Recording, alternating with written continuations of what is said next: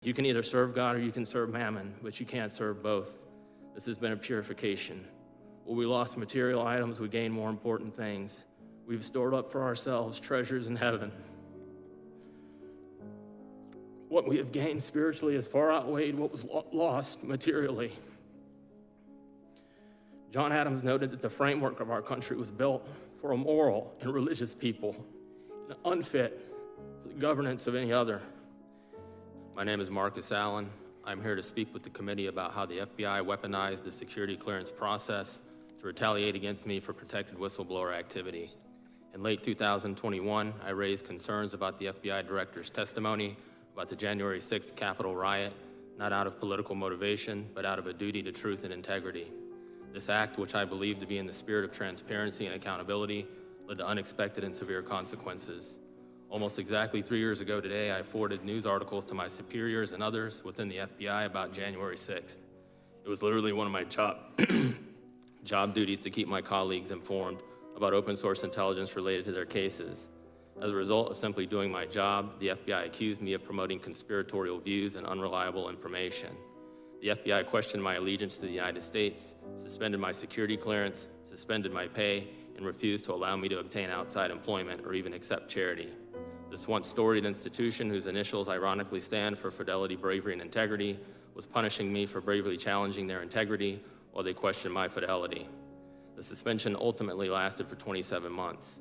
During that time, the FBI held my family and me in indefinite limbo, awaiting a final decision. Determined to not lose our home, my wife and I took early withdrawals from our retirement accounts to survive. It became clear that the FBI, with endless resources, the American people's money, was trying to destroy me financially so that I would give up. This is a fear of countless potential whistleblowers who see the personal cost of integrity. There are no words strong enough to describe the impact the FBI's lies about me have had on me and my family. The stress has taken a toll on our health, and our children have suffered, traumatized by the thought of our door getting kicked in or dad not coming home. The battle for truth and justice will cost you, but the arduous good is worth it. The FBI's restoration of my clearance earlier this year, thanks to the efforts of Empower Oversight and the American Center for Law and Justice, was absolute vindication. It's a point I would not have reached without the prior help of Bigley-Ranish and Judicial Watch. However, the experience is also a stark reminder of the system's flaws. It took legal battles, public scrutiny, and patience over 3 long years. No other FBI whistleblower has ever had his clearance restored as I did. Garrett O'Boyle and his family are still suffering in the same limbo we were, with no access to due process and no limit on the FBI's ability to delay and avoid independent accountability. How many other whistleblowers remain silent, fearing the same ordeal my family and Garrett's family faced with little hope of vindication at the end? Despite the stress and uncertainty, I've never once regretted standing up for truth. In fact, I'm grateful for the experience. Indeed, my family and I persevered due to our strength and faith, God's grace, and the sacraments. If you do not worship God, then you will worship something else. You can either serve God or you can serve mammon, but you can't serve both. This has been a purification. Where we lost material items, we gained more important things. We've stored up for ourselves treasures in heaven. What we have gained spiritually has far outweighed what was lost materially. John Adams noted that the framework of our country was built for a moral and religious people, and unfit for the governance of any other. James Madison notes the duty to honor God is precedent, both in order of time and degree of obligation to the claims of civil society. Before any man can be considered as a member of civil society, he must be considered as a subject of the governor of the universe. I recently learned about comments made by Mr. Jeffrey Veltri suggesting I was delusional for believing in and seeking guidance from the Holy Spirit.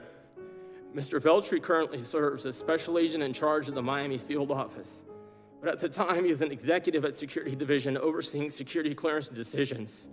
To Mr. Veltri, I say you can insult me, but you should not mock God.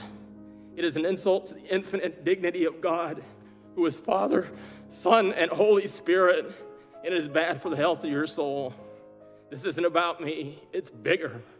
I am hopeful that the truth of what happened will be fully revealed and deter the FBI from doing the same injustice to others.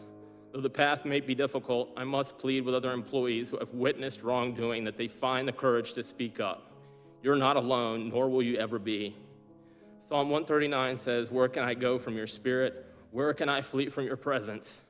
I've been blessed to be supported by God's sanctifying grace, the blessed sacrament, men and women of goodwill, other whistleblowers, the charity of the American people, prayers and great attorneys along the way, like Tristan and Jason of Empower Oversight.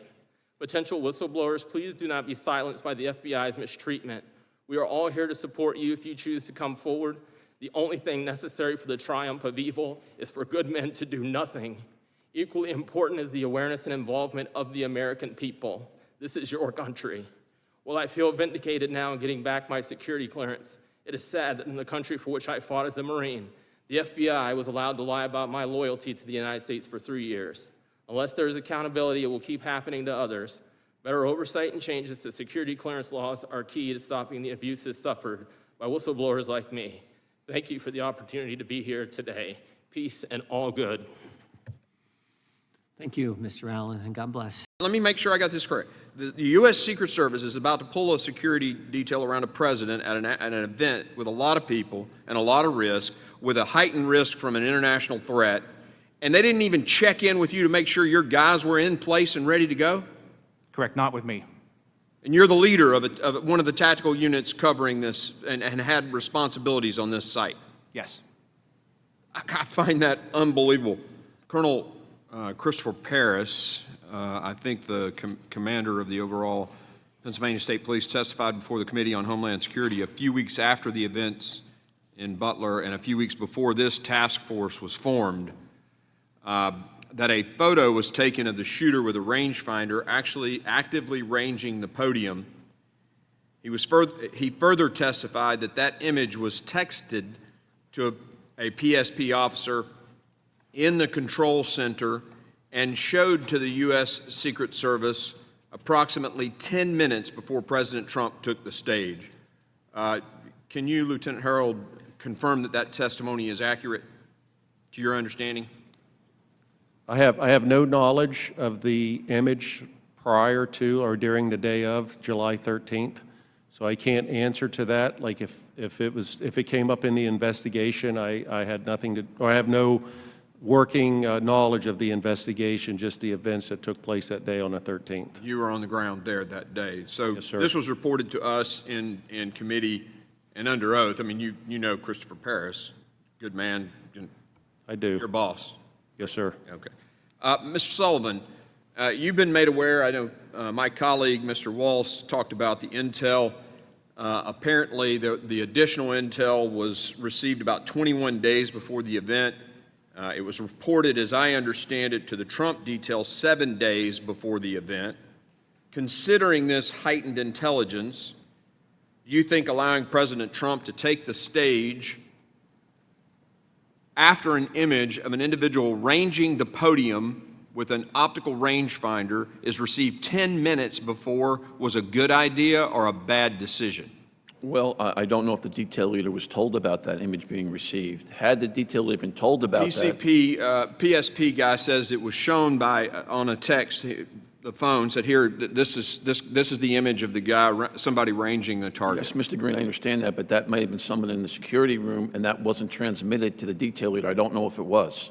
So I'm just asking, well, let me ask this question. Is it, like, if any Secret Service agent is aware of something like that, can any Secret Service agent go, "Hey, whoa, stop, we don't need to let the president on the stage"? Absolutely. Okay, that Absolutely. didn't happen. Okay. But primarily it would be the detail leader's responsibility, but any agent could step in if she thinks it's an immediate emergency. Okay, good. Commander Lentz, you mentioned that the local law enforcement activity fired the first shot. Is that correct? That maybe hit you mentioned maybe that he withdrew. Do you think he was hit, or do you think he just sort of ducked because he was taking incoming fire?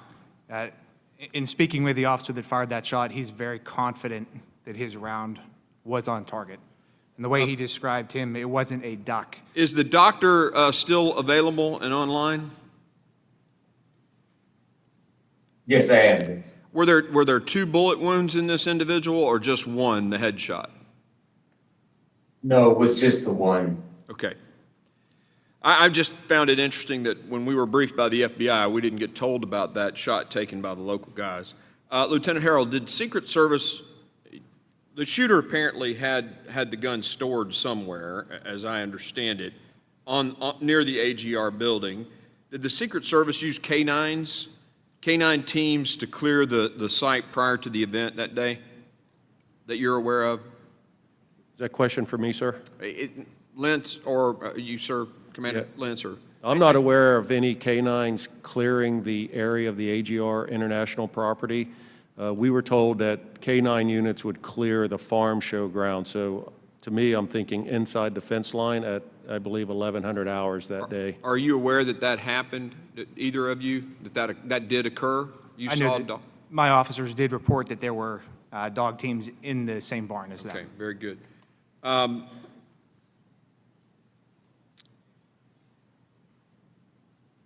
So you were testifying earlier, Commander Lentz. Did I understand you correctly that you're the leader of the local law enforcement on the ground there, right? Just the tactical units. Okay, the tactical units. The first time you talked to Secret Service that day was when you needed them and you called them? Correct. Did anybody check in with you to make sure your guys were in the right place for the event? They did not check in with me, but I do They know- did not. Let me make sure I got this correct. The U.S. Secret Service is about to pull a security detail around a president at an event with a lot of people and a lot of risk, with a heightened risk from an international threat, and they didn't even check in with you to make sure your guys were in place and ready to go? Correct, not with me. And you're the leader of one of the tactical units covering this and had responsibilities on this site? Yes. I find that unbelievable. Let me ask this question to both you guys, Commander and Lieutenant. What authorities did the U.S. Secret Service give you in the event that you saw someone with a weapon, or, I mean, did you have authority, first shoot authority, and was that very clear what you were to do under the circumstances if you saw an active threat like that? They didn't provide any guidance to us. However, our standing orders with our team. So you were using your protocols for that? Correct. Okay. If it's a deadly threat, they do not need permission. They're permitted to immediately take action. What about a step back from that? You got a guy like with an optical rangefinder ranging a target. Did they give you any directions on what to do in those circumstances? They did not. How about you, Lieutenant Harrell? Yeah, I think the same thing with protocol. If we saw a threat, we would engage. When it comes to the rangefinder, I had no knowledge of that day of. During the same time frame, we were investigating 2 additional suspicious people that were on the fence line. And earlier when I said I was behind the stage, I had those 2 people in sight, and I was trying to get troopers to the location there for post 5, because he had saw what he reported as suspicious activity on the fence line. So we were also looking at that at hearing the time frame, like about the same time that this information was coming in with for crooks as well. Well, I'll end right now just by saying thank you for the work that you do. We as veterans deeply appreciate the needle in the haystack that you guys have to live to find, and thank you for what you do. Really appreciate it. I'm speaking today as a clinical research scientist. This is an endeavor with which I have some familiarity because I've conducted many such studies and I'm aware of their difficulty. I'm also speaking as a clinician and a parent and a sometime philosopher of science. We'll start with the general in this discussion and move towards the specific. Generally, it's vital to understand that science itself is an ethical, even a philosophical/religious enterprise. Why? Because the scientists who advance humanity inevitably operate within an a priori framework of faith. What are the elements of that faith? Belief that the world is orderly in its foundation, its nature, and its spirit. Belief that such order is understandable to the mind of man and woman. Belief that the pursuit of such understanding is possible and laudable. And a belief that good itself will come of the pursuit of understanding. There's a meta principle that underlies these more explicit rules, and that is that the understanding that the scientific aim must be true for the truth to be revealed. This means that science aimed at career, prestige, professorship, and funding, to say nothing of darker motivations such as pride, revenge, or the wish for destruction, is not science at all. Much of what purports to be science now is instead the garnering of personal credit, career advancement, and economic gain that all derivative and essentially parasitic activity can temporarily produce. This does not result in truth. We should also not be confusing medicine, as currently taught and practiced, with science. The education of modern physicians may familiarize them with the basics of physiology and biology and the details of their specific practice.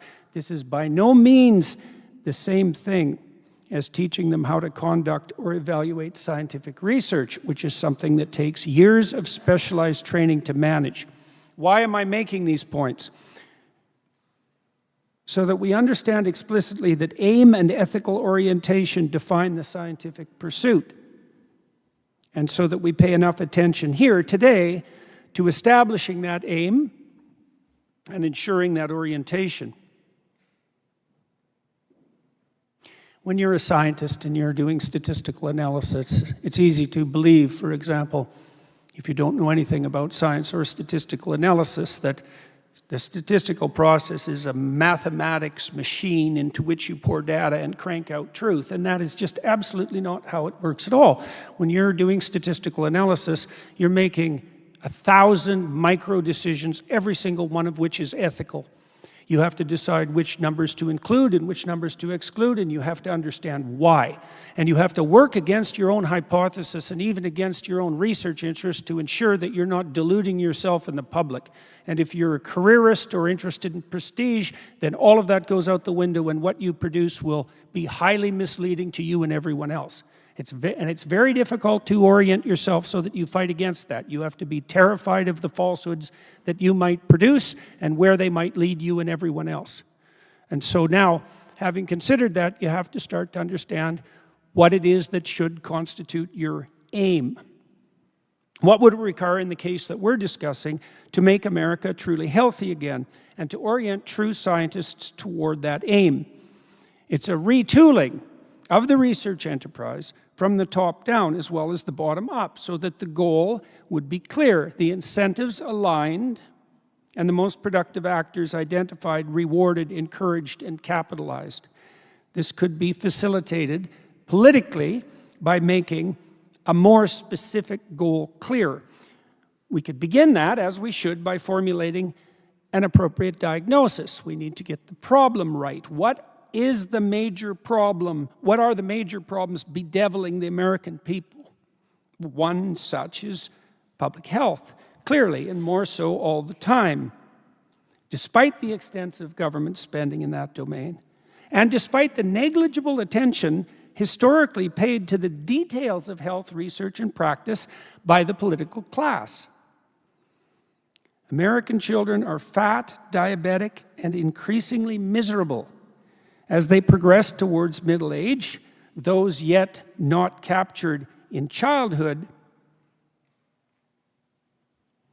by obesity, insulin resistance, high blood sugar, and inflammatory dysfunction are likely to suffer it then, with near certainty by the onset of a declining old age, and expensively so. What might we aim for instead? Slim, healthy, athletic, optimistic, and courageous children. Strong, psychologically integrated, generous adults. Resilient, active, productive seniors, still contributing to their communities. Combined with either or both of much less spending or much better results for the cost. How could this aim be accomplished? Within the community of health-focused researchers and practitioners and incentivized politically. America faces a multi-dimensional diagnostic conundrum. Its people suffer from a plethora of symptoms and syndromes. Too high and increasing body mass indices, rising blood sugar levels, associated risk for psychological disorder, immunological dysregulation that increases risk of neurological degeneration, cancer, and heart disease, to name a few. My daughter referred earlier to her terrible childhood experiences, inquiry and experimentation, communication of all that, and the social consequences among a multitude of people with various chronic health conditions. What was her prime scientifically relevant realization? The answer to this question: what do all fat, sick, unhappy people have in common? At least this: they all eat. How could that brute and singular fact be varied and studied? It's a technical discourse on the formulation of adequate scientific hypotheses. Epidemiological studies associating any given dietary habit with some outcome of health inevitably fail, trying as they are to establish a correspondence between only two factors in a sea of causal possibility. Science can only progress, genuine science can only progress, when such inquiry is simplified radically so that single variables of interest can be assessed for causal significance. This is difficult to manage in the case of diet, but it no longer seems impossible. The reason? Because of the actual possibility of radical simplification on the food consumption side. Elimination diets offer a potential solution to this problem. Most of them make little sense, however, conceptually or scientifically. They eliminate foods in an often random and faddish manner, often because of the spoken or unspoken ideological concerns of their proponents. In addition, they're insufficiently simple. The range of foods involved, so that scientific analysis of causality can take place, must be reduced to the minimum for genuine analysis of causality to take place. You're chronically ill. You have a plethora of symptoms. You eat a multitude of foods. There's some relationship between the food and the outcome, at least in principle. How are you going to determine that? Well, no simple analysis is possible because of the multiplicity of factors, both on the symptom side and on the dietary side. So you reduce the complexity of your diet optimally to a single variable. Well, that's what my daughter Michaela did. Now, we know some things about such reduction. These are things that are important to know. Ketogenic diets switch the body to fat metabolism, so they constitute a step in that direction. If you flip your body to fat metabolism and your symptoms decline, then you know that the metabolic illness that you're suffering from has some association with glucose metabolism. Now, Michaela, I believe, or perhaps, yeah, it was Michaela, mentioned the fact that for a century, childhood epilepsy has been treated with a ketogenic diet because your brain won't go into convulsions if you're not feeding it sugar. That's a good example of simplification to a single variable. Now, another alternative or associated issue with ketogenic diets is restriction of carbohydrate and sugar intake. So they eliminate the contribution of the glucose-dependent metabolic pathway to obesity, insulin resistance / diabetes, and inflammation. Your body can burn sugar or it can burn fat. And in our society, we run primarily on glucose metabolism, but there's no necessity for that, not least because there is no recommended daily allowance for carbohydrate. Right, you can live with 0 carbohydrate, and 0 is not a lot. So that's a remarkable fact in and of itself, given that the primary caloric source in our diet, that we have in our diet, is actually carbohydrate. So that can be eliminated and the consequences analyzed, and that can happen relatively quickly, and people can do it, and it's inexpensive, and it doesn't harm people. So those are all very good things from a research perspective. The consequence of a ketogenic intake, switch to ketogenic intake, can be analyzed as well. You can monitor weight, blood sugar, and assorted symptoms of inflammation, including those associated with psychological disorder. The anecdotal evidence that we've picked up, because many, many people have communicated with our family, is that the typical obese person can expect to lose 7 to 20 pounds per month on a ketogenic or plant-free ketogenic diet, that will continue month after month until virtually all of their body fat is eliminated, that they can do that with no hunger, although there will be some cravings, which are not precisely the same thing, and that's actually maintainable over the long run.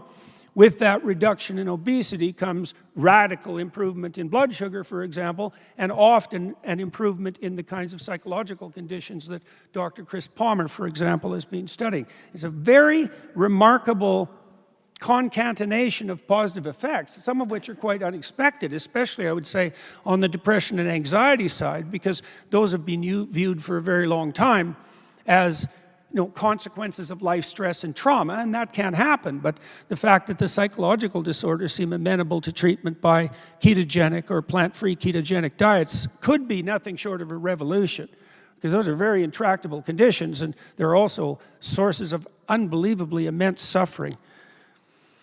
Plant-free ketogenic diets, that's a carnivorous diet, let's say, or even more restricted, a carnivorous diet that's restricted to ruminant animals, push that simplification to its extreme. Well, why would you do that? Well, if you're trying to conduct a true scientific analysis, let's say, of the relationship between diet and health, you'd want to reduce the diet to the simplest possible underlying, what would you say, the simplest possible underlying maintainable structure. And we know that that can be attained with a carnivorous diet. You can live on that for a very long time. In fact, whole societies have done that, for, like the Inuit in northern Canada, when they've survived on primarily meat for, well, their entire cultural history.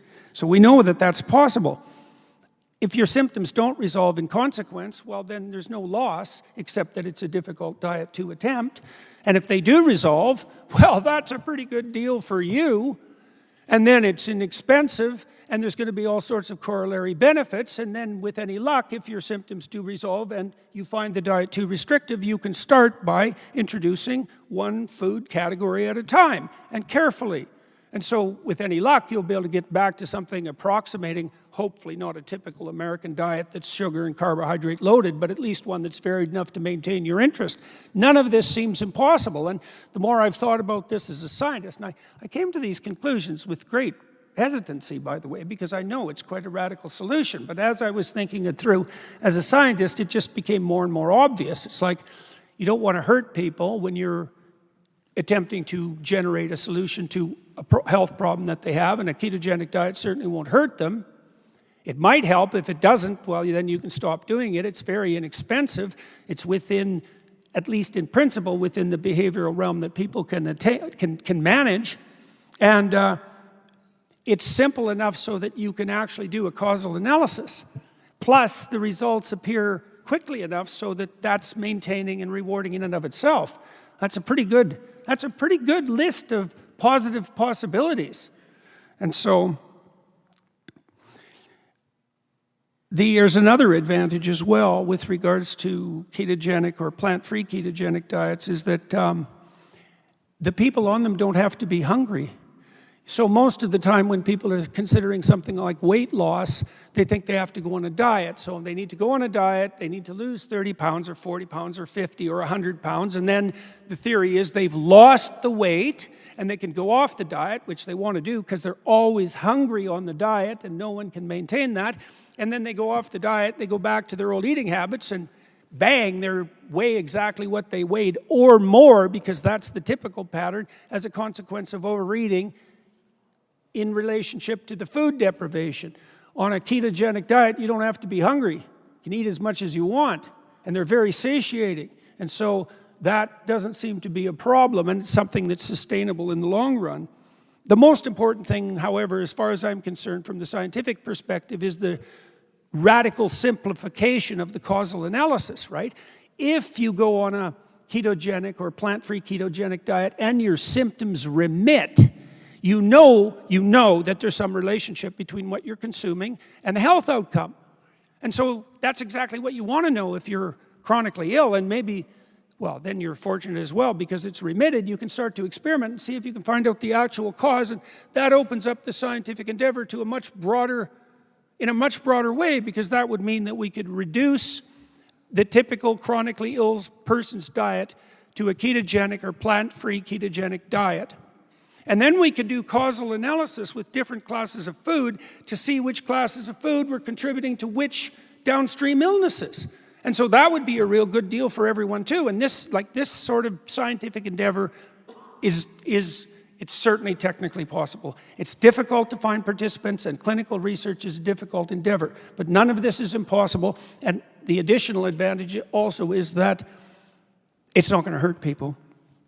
Okay, so we'll close with this. What is the most logical, upward-aiming scientific approach to the problem of American health? Identification of diet as the potential common mechanism. Radical simplification of that diet.